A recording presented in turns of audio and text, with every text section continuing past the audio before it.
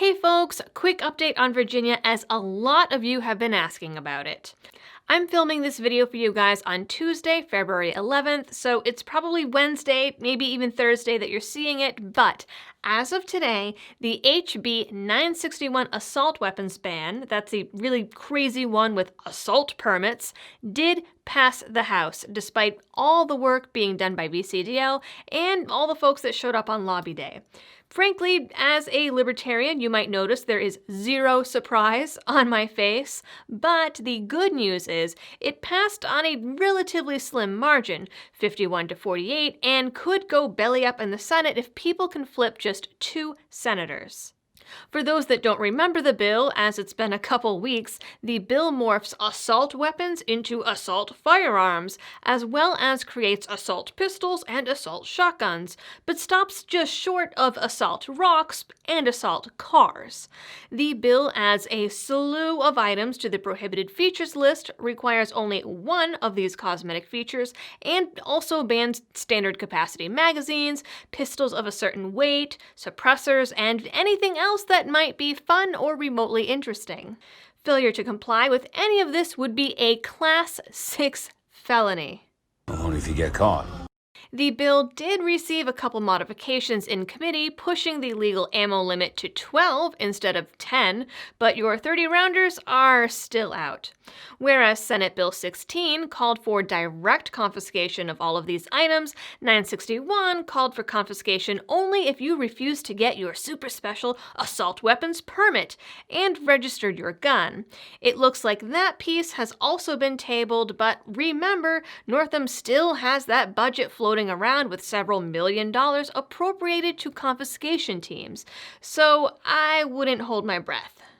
Basically, at this point, just about every terrible gun bill that got into committee also passed it. Some of those have also cleared the House for Senate votes.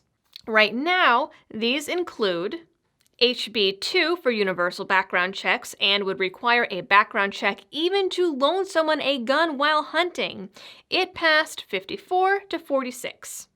HB 9, which requires lost or stolen guns to be reported within 24 hours, passed 55 to 44.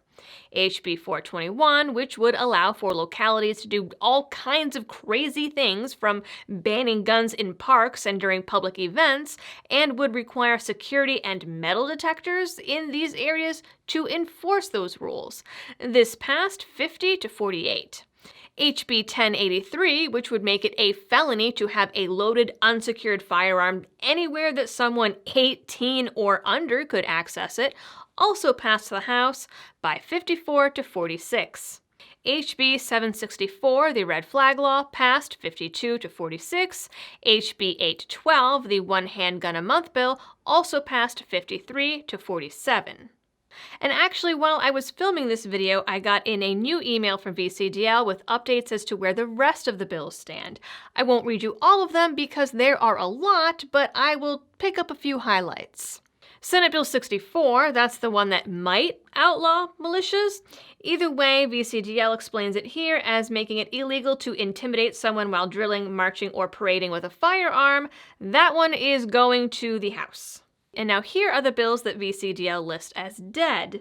HB 425, and that would have required the purchase of more than one firearm at a time to be reported to the state police. Senate Bill 490 would have taken away gun rights for various misdemeanors. HB 567 would have prohibited private indoor shooting ranges that employ more than 50 people or don't have law enforcement officers as more than 90% of its customers. HB 599 would have prohibited carry in any building owned or leased by the state. And various bills that would have made it illegal to carry on Capitol grounds. That is no longer necessary because Northam did that anyway. Unfortunately, this list of dead bills also includes constitutional carry, a bill that would have required armed security to be in a gun-free zone, would have repealed the church gun ban, and would have made the state liable for attacks in a government gun-free zone. Unfortunately, again, all dead. For the most part, the bills that were passed all passed by party lines, except for 3 Democrats who broke with their party on a couple of the bills. The exception to that was Democrat Rosalind Tyler, who voted no on all of the bills, so props to her. In fun news, Bloomberg's campaign attempted a gun control rally in Arlington on Sunday, keyword being attempted. VCDL and Patriot Picket were able to disrupt the event enough that media stories became stories about opposition to Bloomberg's gun control agenda rather than fluff pieces about his campaign. Gun rights activists reportedly were in large enough numbers that gun controllers weren't able to get into the event or were able to disrupt the event amidst chants of Sic Semper Tyrannis. Bloomberg's buddies returned fire with Fatboy Slim, apparently.